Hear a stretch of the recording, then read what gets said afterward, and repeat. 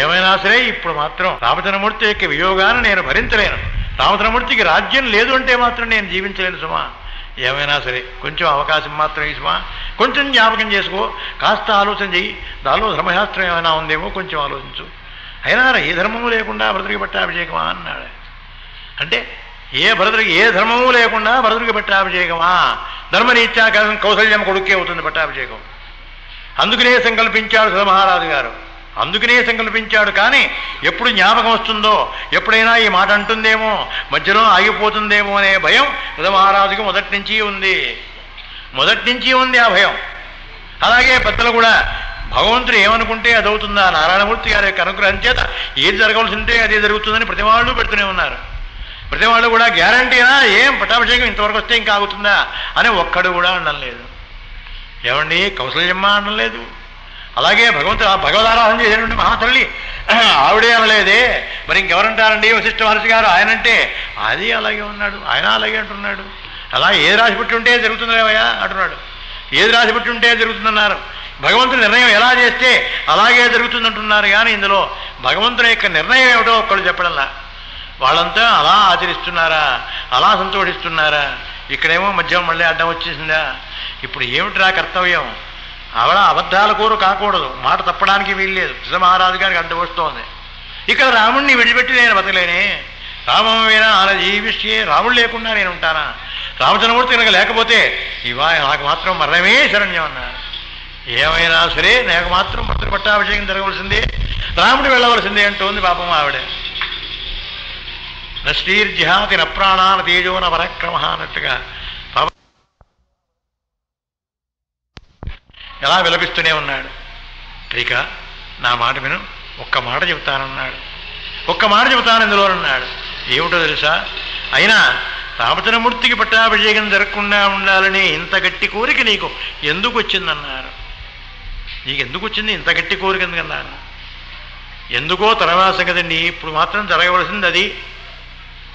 ఆ తర్వాత కోరిక ఎందుకు వచ్చిందో, ధర్మశాస్త్రం ఏమిటో తర్వాత విచారిద్దరా. మీరు ఇప్పుడు మాత్రం విచారించలేరు. ఇప్పుడు విచారించేటువంటి అవసరం కూడా కనబడదు, విచారించే యోగ్యత కూడా మీకు లేదు ప్రస్తుతం. ఎంచదా కేవలం ఆ కాంక్ష రామచంద్ర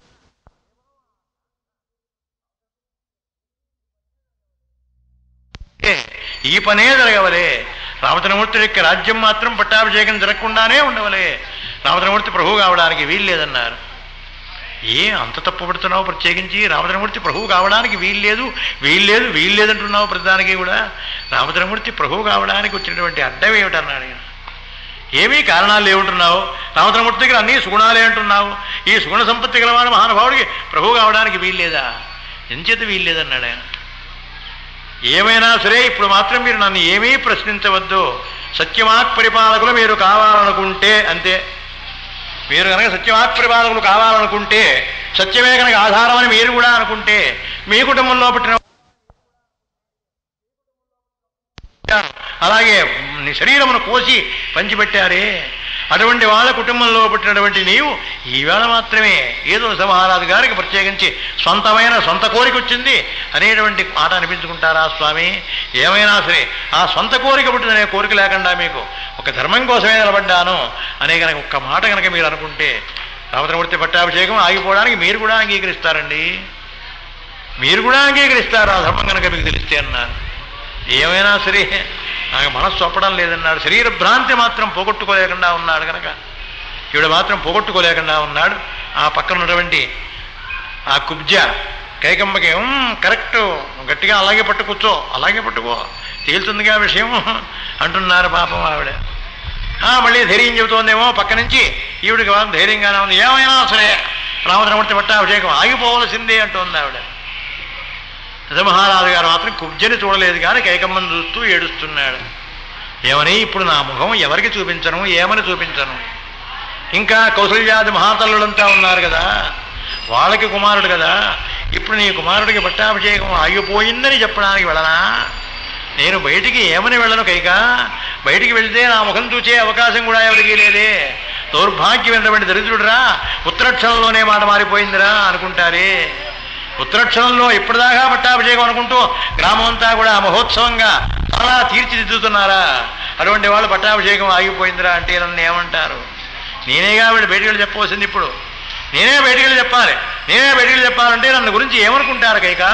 కనీసం నీ భర్త గారికి అంత అవమానం జరుగుతోందంటే కూడా నీకు కనీసం అభిమానం అన్నా లేదా? నా భర్తకి ఇంత అవమానం కలుగుతోంది అంటే కూడా మహాప్రభు కలగడానికి వీల్లేదండి అని ఒక చిన్న కోరికైనా మీకు లేకుండా పోవాలా? ఎందుకండి ఇంత దౌర్భాగ్యమైనటువంటి అవస్థ అన్నారు. ఏమైనా సరే మరి నేను బయటికి వెళ్ళవలసిందే కదా, వెళ్ళేదే నేను కనుక ఏమైనా సరే నా మీద ఆ కళంకం పడకుండా చేయమన్నాడు ఆయన. నా మీద కళంకం లేకుండా ఏం చేస్తావో చేయమన్నాడు. ఇక నేను చేసేది ఏమీ లేదు, నిర్ణయం మాత్రం అంతే. ఇక ఆ తర్వాత ఏం చేయమంటారో చెప్పండి, చేస్తాను. భరతుని పట్టాభిషేకం విషయంలో ఏమైనా నిర్ణయాలు మారితే చెప్పండి, చేస్తాను. అంతేగాని రామచంద్రమూర్తికి పట్టాభిషేకం మాత్రం ఆగిపోవడమే మాత్రం. ఇంకేదన్నా కారణాలు ఉంటే చెప్పండి, ఆ మిగతా పరిశీలన చేస్తానన్నారు. ఇంకా ఏమున్నాయి? రామచంద్రమూర్తి పట్టాభిషేకమే లేకపోతే ఇక చేయవలసింది ఏమీ లేదన్నాడు ఆయన. ఇక చేయవలసింది ఏమీ లేదు. నేను బయటకు వెళ్ళి దౌర్భాగ్యమైనటువంటి దుఃఖమాల మాటలు పడవలసిందే. వినాడు వెళ్ళి కౌసల్యమ్మకి ఏం చెప్పను నేను? రామచంద్రమూర్తి పట్టాభిషేకం ఆగిపోయిందినా? పోనీ సావుడికి మాత్రం ఏదో పట్టాభిషేకం అనుకున్నావు ఆగిపోతుంది, నీ కొడుకేమో పట్టాభిషేకం అంటూ ఏదో వస్తుంది, ఏదో రాజ్యం వస్తుందని నీ కోరిక. ఈ రెండు కోరికలు లేని సుమిత్ర ఉందే పాపం, ఆవిడ కొడుకులకి ఏం కావాలని అడగట్లేదే. ఆవిడ కొడుకుల్ని సేవకే పంపించింది. లక్ష్మణస్వామి రామచంద్రమూర్తి యొక్క సేవకు పంపించింది, అలాగే శత్రుఘ్నుడిని భరతుని యొక్క సేవకు పంపించింది. ఆవిడ కూడా ఏమన్నా అడిగితే అసలు అని ఆవిడ అడిగితే ఏం చెప్పాలి నేను? ఏమో అదేమంతా మీరు ఏమన్నా చూసుకోండి, ఏమైనా చేయండి, ధర్మశాస్త్రం మీకు కూడా తెలుసు కదా. ఆ కాలం చేత వారికి ఏం సమాధానం చెప్తారో మీ ఇష్టం. కానీ ఇప్పుడు మాత్రం నా కోరిక ప్రకారం, ఆనాడే మీరు ఇచ్చినటువంటి మాట ప్రకారం రామచంద్రమూర్తి పట్టాభిషేకం ఆగిపోవలసిందే అంతే. ఏమైనా సరే అంటున్నది పాపం ఈ కైకమ్మ. దానికోసం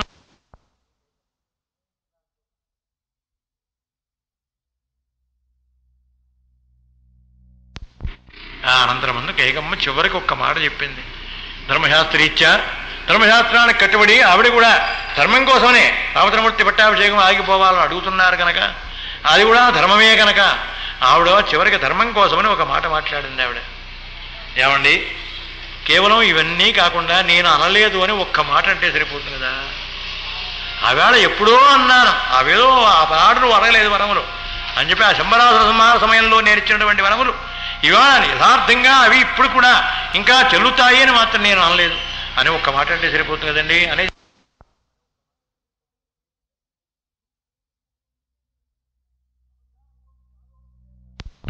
అబద్ధాల కోరిని కాదు అనుకుంటే మీరు తప్పకుండా ఆదరించవలసిందే. రామచంద్రమూర్తి యొక్క వియోగమును భరించవలసిందే. రామచంద్రమూర్తి మాత్రం దూరం అయిపోతాడన్నారు. రామచంద్రమూర్తి మాత్రం దూరం అయిపోతాడు కనుక ఆ వియోగమును మీరు భరించవలసిందే తప్ప, లేకపోతే మరొక దారి లేదు. తిరిగి మరొక రకమైనటువంటి మార్గం అంటూ ఏమీ లేదు. మరొక రకమైనటువంటి మార్గం లేనప్పుడు ఏం చెయ్యాలిగా? కైకమ్మ ఏం చేయాలండి? మహాప్రభు సభారాజు గారు ఏం చెయ్యాలిగా? సభారాజు గారికి వచ్చినటువంటి పెద్ద ఇబ్బంది అది. ఏం చెయ్యాలిగా? ఏం చేయడానికి ఏం తోచడం లేదు. ఏమీ తోచగా అప్పుడు ఒరే సుమంత్రా అని కాగేశాడు. సుమంత్రా అన్నాడు. అయ్యా ఇక్కడే ఉన్నానండి అన్నాడు. వచ్చాడు మహాప్రభు ఆయన. సుమంత్రా ఏమయ్యా ఇలా ఉంది చూసావా విషయం? రామచంద్రమూర్తికి వెళ్ళి నేను రమ్మన్నాను ఒక్కసారి చెప్పమన్నాడు. రామచంద్రమూర్తి దగ్గరికి వెళ్ళి నేను రమ్మన్నాను ఒక్కసారి జ్ఞాపకం చేయమన్నాడు, చెప్పమన్నారు. కౌసల్యా సుప్రజారామ. అయ్యా మహాప్రభు ఆయన కౌసల్యా మందిరం రామచంద్రమూర్తి యొక్క మందిరానికి పెడుతున్నాడు, నిన్ను చూడాలని కోరుకుంటున్నాడు అయ్యా మహారాజు గారు అన్నాడు. దేవీ దేవశ్చ దేవీచ రామచంద్రమూర్తి అన్నాడు. సీతామాత సన్నిధానమందు ఉన్నాడు కనుక దేవి దేవశ్చ దేవీచ అన్నాడు. దేవి దేవశ్చ దేవీచ. మహారాజు గారు కైకమ్మ కూడా ఏదో నా విషయంలో సంభాషణ ఏదో జరిగి ఉంటుంది, ఆ సంభాషణ కోసమని ఆ విషయం ఏదో చెప్పాలని కోరికతో నాకు కబురొచ్చింది, నేను పెడుతున్నానే అన్నాడు. సీతమ్మతో చెప్పాడు మహానుభావుడు, ఇప్పుడే పెడుతున్నాను నేను అన్నాడు ఆయన. మహారాజు గారు పంపించినటువంటి సుమంత్రుడితో సహా రామచంద్రమూర్తి బయలుదేరాడు. ఇక్కడ ధర్మం. ఈ సుమంతుడు ఎప్పుడు లోపలికి వస్తున్నాడో గేటు దగ్గర ఇద్దరు సన్యాసులు ఉన్నారట. ఇద్దరు సన్యాసులు ఇలా ఉన్నారట. ఏమిట్రా అపశకునం, గుమ్మంలో సన్యాసులు ఉన్నారేమిటి?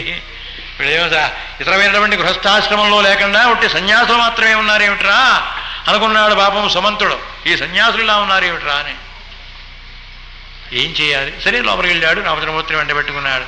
రామచంద్రమూర్తికి బయటకు రాగానే అర్థం లేదు, ఏం లేదు. ఇక శ్రీమహారాజు గారు పిలుస్తున్నాడు, కైకమ్మ మందిరంలో ఉన్నాడనే కబురు వచ్చింది తప్ప ఇంకేం లేదు కబురు. దేవి దేవశ్చ దేవీచ పితామాం ద్రష్టమిచ్చసి అని ఏదో ఈయన అనుకున్నాడు. తండ్రి గారు ఏదో నన్ను చూడాలనుకుంటున్నాడు, ఏదో రాజకీయమైనటువంటి మాటలు ఏదో జరిగి ఉంటాయి కైకమ్మకి మా నాన్నగారికి, తద్రీత్యా అటువంటి ధర్మశాస్త్రం ఏదో అక్కడ అనుమానం ఏదో వచ్చి ఉంటుంది, ఆ అనుమానం ఏదో తీర్చుకోవడం కోసం నన్ను పిలిచాడనుకున్నాడు రామచంద్రమూర్తి. పాదచారిగా పెడుతున్నారు రామచంద్రమూర్తి, పాదచారిగా ఈ గృహం నుంచి ఆ గృహానికి పెడుతున్నారు. అంటే ఇన్ని గృహాలు ఉంటాయా అని అక్కడ ధర్మశాస్త్రం అండి. అయోధ్యానగరంలో ఇక్కడి నుంచి అక్కడికి అక్కడి నుంచి ఇక్కడికి అంటే ఏమండి, ఇంటికి ఇంటికి ప్రతివారిల్లు కూడా విడిగా ఉంటుందా, ప్రతివారింటికి కూడా దూరం ఉంటుందా అని ఉంటుందండి. ఇంచేత కేవలం ఎవరికి తెలిపినట్టుగా వాస్తుశాస్త్రీత్యా వారి ఇల్లే వారికి అల్లగే కట్టారు, అంతేగాని ఒకింటోనే అందరూ కూడా ఉండాలని కూడా ఇక్కడ రాజకీయంగా ఎక్కడా ధర్మశాస్త్రం లేదు. ఆ కారణం చేత ఎవరికి సరిపోయినట్టుగా వారి మందిరం వారికే ఉంటుంది, ఎవరికి సరిపోయినట్టుగా మందిరం వీరికే ఉంటుంది. సీతామందిరం వేరు, భరతుల మందిరం వేరు, కైకమ్మ మందిరం.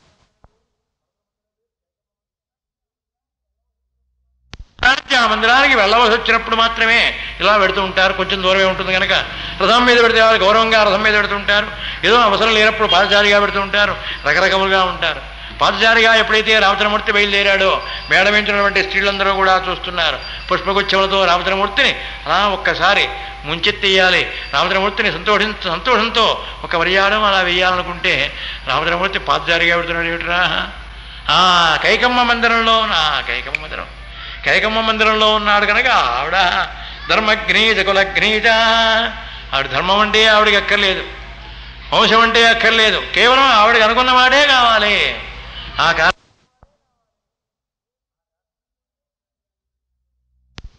పాదచారిగా పెడుతున్నాడు అనే అనుమానం వీళ్ళందరికీ వచ్చేసినప్పుడే కైకేయి కులభాంసిని వంశనాశురాలు కైక. ఆ కారణం చేత ఏమైనా సరే, అందుకనే కోడధనా కలహప్రియ అంటాడు భరతుడు. ఆవిడ బతికే ఉందా అన్నాడు మహానుభావుడు. వెళ్ళి కబురు చెబితే ఆవిడ అలా ఆనాడు అరుస్తూ ఉంటుంది ప్రతి మాటకి కూడా. ఆ క్రోధన కలహప్రియ, మాట్లాడితే తగు ఆడుతుంటుంది, తగు అంటేనే ఆవిడకి ఇష్టం, తగువే కావాలి. ఆవిడ క్షేమంగా ఉందా, బతికే ఉందా అన్నాడు ఆవిడ. రామచంద్రమూర్తి యొక్క తల్లి మహాతల్లి, ఆవిడ ధర్మజ్ఞ ధర్మశీలాచ, ఆ మహాతల్లి క్షేమంగా ఉందా అన్నాడు. త్యాగమూర్తి అయినటువంటి ఆ సుమిత్ర క్షేమంగా ఉందా అని అలా క్షేమాలు.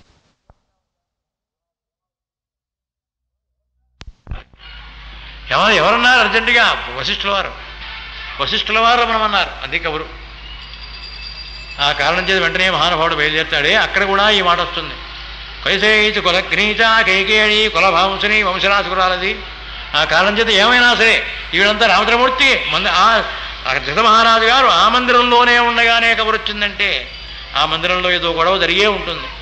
ఏదో ఆ గొడవని పాపం సహించలేక మహానుభావుడు ఇప్పటికే కూడా అదే ఆలోచనలో ఉన్నాడు. ఆ ఆలోచనలో ఉండి రామచంద్రమూర్తిని పిలిపించారు. అందుకనే రామచంద్రమూర్తికి పాపం ఇక్కడటువంటి రాజభోగంతో వెళ్ళవలసిన మహానుభావుడు కనీసం రథం మీద కూడా కూర్చోకుండా పాదచారిగా పెడుతున్నారు అంటే సుమందుడితో కూడా ఇక్కడ ఏదో విశేషం ఉండి తీరవలే, విశేషం అలా ఉండే ఉంటుంది అని ఈ ప్రజలంతా కూడా పైనుంచి చూసి అలా అనుకు.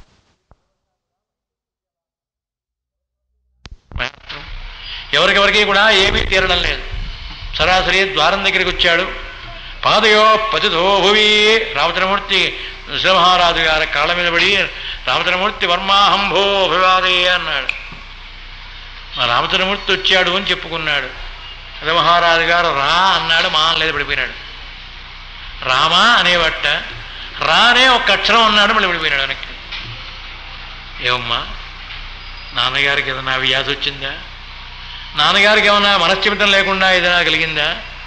లేకపోతే ఇతరమైనటువంటి దౌర్భాగ్యమైనటువంటి కారణాలు ఇంకేమైనా జరిగాయా? ఎందుకమ్మా నాన్నగారు అలా పడిపోయినారేమిటమ్మా? ఎప్పుడు కూడా ఆనందంగా పిలిచేటువంటి తండ్రి నన్ను మాత్రం అలా పిలవలేదేమిటమ్మా అని కైకమ్మని అడిగారు. ఆరోగతాం, ఆయనకి ఏమీ జబ్బు లేదురా, ఆయనకి జబ్బు ఏమీ రాలేదు. మనోగతమైనటువంటి వ్యాధి అంతకన్నా రాలేదు. దేహానికి సంబంధించి వ్యాధి అసలే లేదు. ఏదో కొంచెం ధర్మం కోసమని అటువంటి మాట జరిగింది లేరా అన్నారు. ఏమిటమ్మా ధర్మం, ఏమిటా ధర్మం, ఏం జరిగింది అన్నాడు. రామచంద్రమూర్తి నెగ్గదీశాడు కైకమ్మని. ఏం లేదు, ఆనాడు ఇచ్చినటువంటి మాటని ఈవేళ కాదన్నాడు.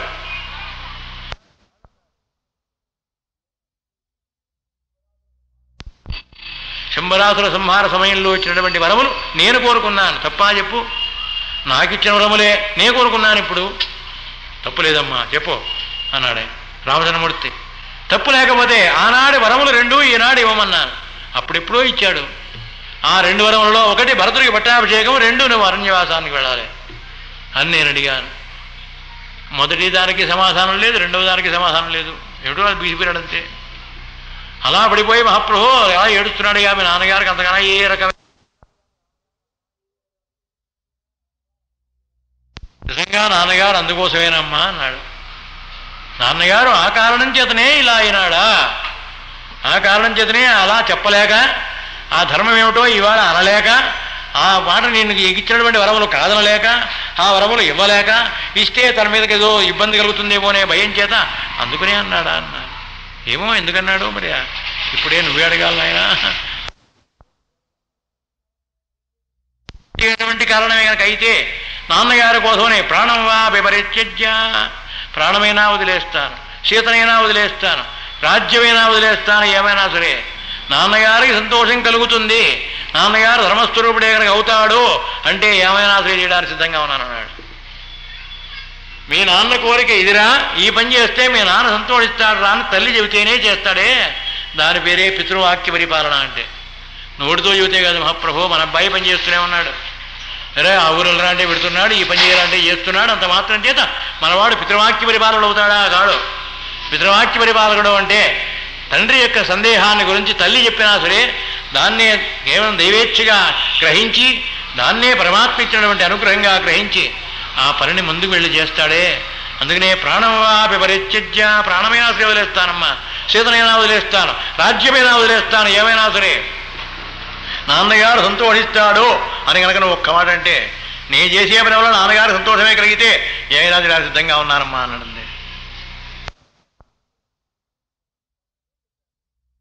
వంటి వాడవనే చెప్పాను, కానీ మీ నాన్న మాత్రం చాలా బాధపడిపోతున్నాడు రా.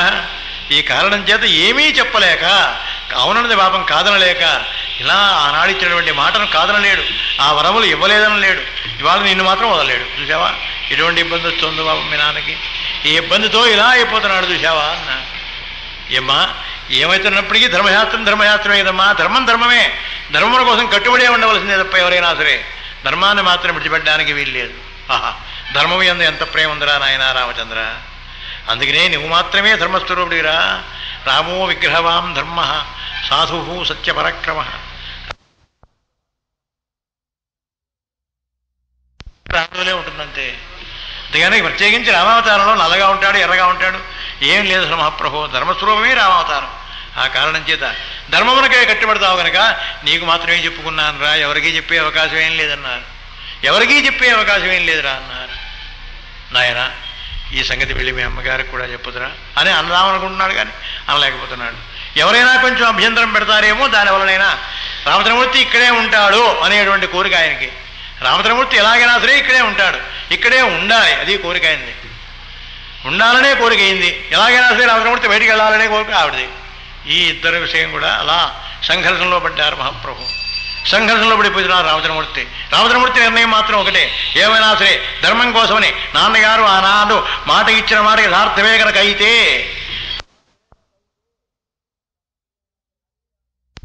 సీతనైనా సరే రాజ్యమైనా సరే ఏమైనా సరే వదిలేస్తానన్నాడు. అందుకనే అంటాడు భరతుడు. ముందుకెళ్ళిన తర్వాత భరతుడు మాట్లాడతాడు, రాజ్యమును మీ నాన్నగారు మీ అన్నయ్య వదిలిపెట్టేశాడు రా, రాజ్య పరిపాలన కూడా నేనే చేసుకోమని. అంటే ఆ విడిచిపెట్టింపజేసింది మా అమ్మ, అంతేగాని రామచంద్రమూర్తి రాజ్యం పుచ్చుకోకుండానే విడిచిపెట్టేస్తాడా? రాజ్యచంద్రమూర్తిది రాజ్యం కాలేదుగా, రామచంద్రమూర్తికి పట్టాభిషేకం కాలేదు. పట్టాభిషేకం అయితే రాముడు వదిలిపెట్టచ్చు, రాజ్యం ఎక్కడి నుంచి ఈ రాజ్యం కూడా భరతుడే చేయమని. రామచంద్రమూర్తికి పట్టాభిషేకం కాకుండా ఈ మాట రాముడు చెప్పాడని మా అమ్మే చెప్పేట్టుగా అంత ఏర్పాటు చేసింది. అబ్బో మహాతల్లి, నేను రాజ్యానికి ఆశపడతానని, నాకు డబ్బంటే చాలా ఇష్టమని అబ్బో అంత ఆలోచన చేసింది. తక్కువదటి అన్నాడు పాపం వాడు. చూసారా వాడెంత మేధావో. మహారాజే ఒకతో అరణ్యవాసంలో రామచంద్రమూర్తి నీళ్లు తీసుకురారా అంటే ఓ బిందె పట్టుకొచ్చాడు, రెండో బిందెకి ఇక్కడ కూర్చున్నాడు. ఆ బిందె ముంచుకున్నాడా, గోదావరి గట్టునే కూర్చున్నాడు లక్ష్మణస్వామి. రామచంద్రమూర్తి వెళ్ళంటాడు, ఎరా నాయన కూర్చున్నాడు అన్నాడు. ఏం లేదన్నయ్య, ఓ చిన్న ధర్మం జ్ఞాపకం వచ్చిందన్నాడు. అటువంటి దౌర్భాగ్యమైన దుర్బుద్ధి కలిగినటువంటి కైకమ్మకి అటువంటి ధర్మస్వరూపుడైనటువంటి రామచంద్ర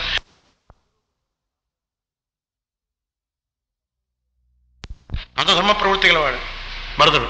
అటువంటి భరతుడు ఈ కైకమ్మకి ఎలా పుట్టాడబ్బా అనే ఆలోచన వచ్చింది అన్నయ్య అన్నాడు. అప్పుడు చెప్తాడు రామచంద్రమూర్తి, రే ఈ బుద్ధులు కేవలం తల్లిని తండ్రిని బట్టి మాత్రం అలాగే ఉంటాయని, వాళ్ళ వల్ల వస్తాయని మాత్రం ఎప్పుడు అనుకోవద్దో.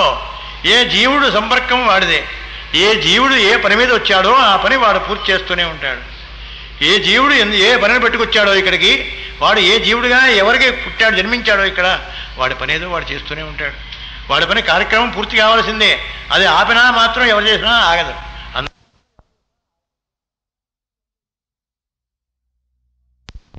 అయినా కైకమ్మని మాత్రం నిందిస్తావు ఎందుకురా? ఎవరిని కూడా మనకు నిందించే పని లేదురా అన్నాడు. ఎవరిని కూడా మనం నిందించే అవకాశం లేదురా. ప్రత్యేకించి కైకమ్మ ఏదో తప్పు చేసిందా? ఆవిడ తప్పు చేస్తే భరతుడు మాత్రం తప్పు చేయకుండా ఉన్నాడా? ఆ భరతుడు మాత్రం చాలా యోగ్యుడు అన్నయ్య అంటావా నువ్వు? ఎందుకురా ఈ ఆలోచన లేరా, వెళ్ళిపోదాం అన్నాడు. అంటే ధర్మశాస్త్రాన్ని చాలా జాగ్రత్తగా అక్కడక్కడ చూపిస్తూ ఉంటాడు రామచంద్రమూర్తి మహానుభావుడు. అదే వాల్మీకి రామాయణంలో ధర్మశాస్త్రం అక్కడక్కడ ప్రతి విషయంలోనూ కూడా ధర్మాన్ని జ్ఞాపకం చేస్తూనే ఉంటారు ఎవరికి వారు. రామచంద్రమూర్తి ఆ కైకమ్మకి, అమ్మా రాజ్యం అంతా నువ్వు చేయాలరా నాయనా అని కైకమ్మ చెబుతుంటే, దుక్కుమార రాజ్యం నాకెందుకమ్మా అన్నాడు వాడు.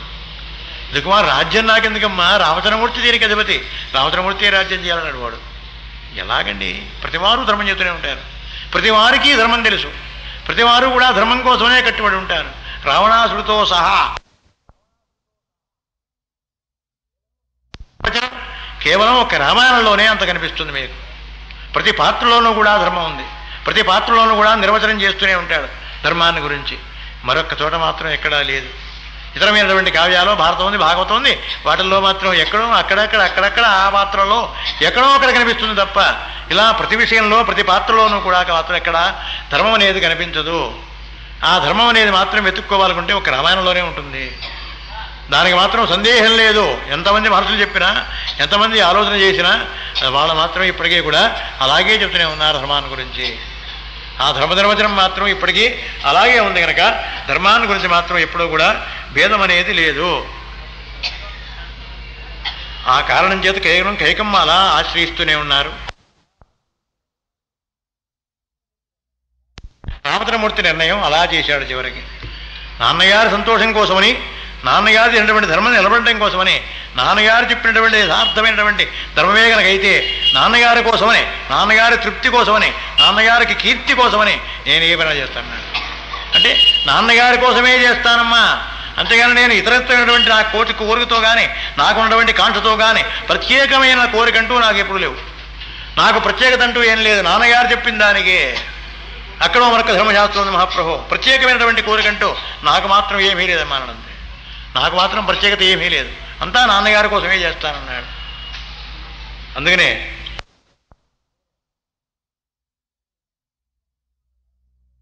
భర్తను కూడా పాదుకుల కోసం వెళ్ళినప్పుడు అక్కడ కూడా అన్నాడు, తల్లి తండ్రి వేసినటువంటి వాటాలకి మనం గురించి మాత్రం మనం మాట్లాడుకునే అధికారం మనకు లేదురా అన్నాడు. అంతే, మనం మాట్లాడుకునే అధికారం మనకెక్కడుంది? తల్లి తండ్రి మాత్రం వీడు ఇలా ఉండాలి, వారు ఇలా ఉండాలి అని మాత్రం ఆ ఉద్దేశం వాళ్ళకి ఎప్పుడు ఉండదు. అందరూ ఒకటే, వాళ్ళకి సంతానం అందరూ ఒకటే. వీడికే కనుక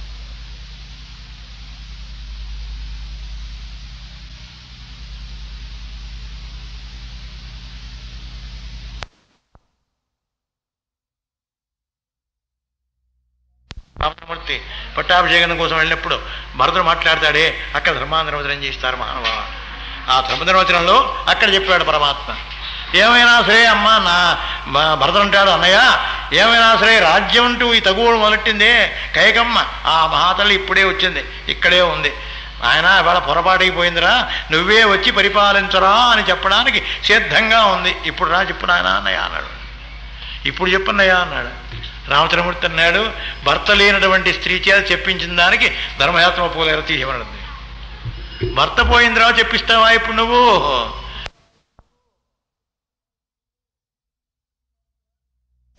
పరిపాలించరాని ఇప్పుడు చెప్పిస్తావా? ఇప్పుడు చెప్పించే మాటకి విలువ ఉండదురా అన్నాడు ఆయన. అనేక విషయములు అలాగే ఆ ధర్మశాస్త్రరీత్యా వాటాలు పంచుకున్న తర్వాత ఆ వాటాలని మళ్ళీ మార్చుకునేటువంటి అవకాశం, పోనే అన్నయ్య నీ వాటా నేనే చేస్తాను, నా వాటా నువ్వు చెయ్యి, నువ్వు వెళ్ళి రాజ్యం అయ్యి అక్కడ చెయ్యి, నేను మాత్రం అరణ్యవాసం నేను పూర్తి చేస్తానన్నాడు భర్తడు. అరే ధర్మశాస్త్రం ఒప్పుకోదురా. ఎందుకు తెలుసా? తల్లి తండ్రి పెంచినటువంటి వాటాలని అనుభవించవలసిందే మూర్ఖ ధర్మం. తండ్రి గారు నిర్ణయించినటువంటి నిర్ణయం ప్రకారం జరగవలసిందే. ఆ తర్వాత తండ్రి లేకుండా, తండ్రి ఏమీ రాయకుండా, ఎవరికీ ఏమీ చెప్పకుండా మరణిస్తే ఆ తర్వాత తమ్ముళ్ళు పంచుకుంటే దానికి మాత్రమే అప్పీల్ ఉంది. కోర్టుకి వెళ్ళే అధికారం దానికే ఉంది. అంతేగాని తండ్రి గారు వెళ్ళామారేస్తే అందరూ ఒప్పుకోవాల్సిందే. అలా కానీ నాన్నగారు ఇచ్చాడు. ఇది నాన్నగారే రాజ్య పరిపాలన నీదన్నారు, నాకు మాత్రం అరణ్యవాసం అన్నారు. ఆ కాలేజీ మనం ఏం చెప్పడానికి వీల్లేదు రా. ధర్మమునకు లోనేటువంటి మహానుభావుడివే, ఏమయ్యా సత్యం అనేది కేవలం నేను సత్యవాక్ పరిపాలకుండాని చెప్పుకోవడం కోసమే ఉందా? నీ సత్యం ఆచరించడానికి కాదా? సత్యాన్ని ఆచరించడం కోసం ఏమైనా ఉందా, లేకపోతే చెప్పుకోవడం కోసమేనా? నువ్వు నపివేయం నకాదేయం అందుకయ్యా సత్యవాక్ పరిపాలకుడు అవుతావా? బలా కుటుంబంలో పుట్టాలని కుటుంబం పేరు చెప్పుకుని బతుకుతావా, లేకపోతే ఇతరమైనటువంటి విషయంలో చెప్పుకుని బతుకుతావా? ఎలా బతుకుతావయ్యా? సత్యమును ఆచరించాలి కదా. చెప్పిన విషయాన్ని ఆచరించాలి. ఆచరిస్తేనే దానిలో ఉన్నటువంటి విశేషం ఏమిటో తెలుస్తుంది. నపివేయం నకాదేయం ప్రత్యహం మమ భోజనం ఏషమే జీవితస్యాంతో రామోజభిషిచ్యతే. రాముడికే పట్టాభిషేకం జరిగితే నవిభేయం మంచిని కూడా త్రాగనం, నాకు ఆదేయం అన్నం తినను, ప్రత్యహం మమ భోజనం ప్రతిరోజు కూడా అన్నం తినను, చచ్చిపోయే వరకు ఇలాగే ఉంటా. అంతేగాని నేను మాత్రం మాట తప్పనంటూ ఉంది మహాతల్లి కైకమ్మ. నవిభేయం నగాదేయం ప్రత్యహం మమ భోజనం ఏషమే జీవితస్యాంతో రామోజభిషిచ్యతే. రాముడికి పట్టాభిషేకం జరిగితే మాత్రం ఏమైనా సరే నేను అన్నం తినను, నీరు తాగను, ఇలాగే ఉంటాను సుమా అంటోంది. ఆయన మాత్రం మహానుభావుడు ఏమైనా సరే తప్పనిసరిగా సత్యవాక్ పరిపాలకుడిని కనుక ఏమైనా సరే సత్యమే పలకాలి అన్నాడు. ఏమైనా సరే సత్యమే పలకాలంటే రామచంద్రమూర్తిని కబురు చేయవలసిందే. ఆ కారణం చేత రామచంద్రమూర్తి అరణ్యమునకు పంపవలసిందే. నవపంచద వర్షాన్ని సందకారణ్య వాసనం. నవపంచద వర్షాన్ని 9 5 ఏళ్ళు దండకారణ్య వాసనం. దండకారణ్యములకు బయలుదేరి వెళ్ళవలే. ప్రార్థన చేసేటప్పుడు ఆ 3వ లైన్ వచ్చేటప్పటికల్లా నాకు మనస్సు వెళ్ళిపోతుంది. తిరిగి మళ్ళీ స్వస్తి చెప్పిన అరగంట వరకు మళ్ళీ మామూలు స్థితికి రాను. స్వస్తి చెప్పగానే ఏదైనా అడిగితే ఏదో చెప్తేస్తాను తప్ప అది కరెక్ట్ అవునా కాదా అంటే మాత్రం కాకపోవచ్చు కూడాను. ఆ కారణం చేత నన్ను వెంటనే అడిగేస్తే దిగ్గానే ఏదో వెళ్ళిపోతాడు కదా అని చెప్పి కవబా ఏమండి బలానా ప్రశ్న ఏమిటండి అని ఏదో సమాధానం అడుగుతారే, అప్పటి వరకు నాకు రాదండి. అది పూర్వం నుంచి అలా అలవాటైపోయింది. ప్రార్థన చేశానా శ్రీరామ రామ త్రిలో ఆ 3వ అడుగు దగ్గర వచ్చేప్పటికి గొంతి మారిపోతుంది. అంతే వెంటనే ఆ మారిపోయి చెమట పట్టేస్తుంది, శాలువ మొత్తం తడిసిపోతుందండి. ఒక్క ప్రార్థన అయ్యేటప్పటికే శాలువ తడిసిపోతుంది. అంతేగాని కేవలం ఏదో. అందుకనే మహానుభావులు అన్నారే పరమాత్మని గురించి మాట్లాడేటప్పుడు శరీరం కదలకుండా ఏమీ ఆయాసం లేకుండా చేసేవాడికి ఏమిటిరా వచ్చేది? ఏమీ రాదురా వాడికి అన్నారు మహాప్రభు. శరీరం ఎప్పుడూ కూడా కదల్చవలే. దానిలో పరమార్థం ఏమిటో పరమాత్మకి ధారపోయాలి శరీరం. అలా లేకుండా ఊరికే 4 మాటలు చెప్పినట్టుగా మాట్లాడతావా? ఏదో పెదవి విరిచినట్టుగా చివరి నుంచి మాత్రం నోరుకి చివరి నుంచి ఏదో 4 మాటలు మాట్లాడితే సరిపోతుందా? మహాప్రభు కాదు. నపివేయం నకాదేయం ప్రత్యహం మమ భోజనం ఏషమే జీవితస్యాంతో రామోజభిషిచ్యతే. రాముడికి పట్టాభిషేకం చేస్తే